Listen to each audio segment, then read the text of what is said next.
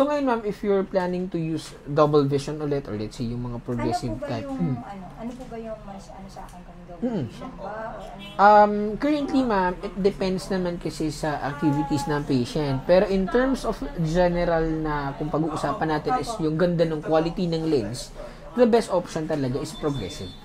Yung progressive kasi ma'am is a type of lens na yes, may focus ka rin for reading, may focus ka for pero hindi kita yung hati. Invisible yung line niya. Okay?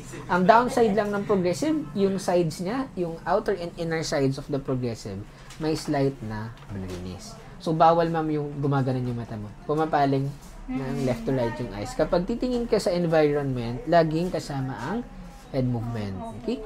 Kapag titingin sa floor, yun din yung nakikita natin problem with double vision. Kasi nga, ang lower part of your lens is designed or designated for reading power. So, anything na gagawin mo sa malayo, sa labas, bawal na bawal kang tumingin pababa ng mata lang. Sa tapat kami ng Pure Gold Paso de Blas. Katabi namin ang Jollibee Paso de Blas. Ganito ang itsura ng harap namin. Pwede nyo rin kaming i-search sa Google Maps, Santos Optical Paso de Blas, Valenzuela City. Bukas ang Santos Optical Monday to Saturday, 8 a.m. to 6 p.m.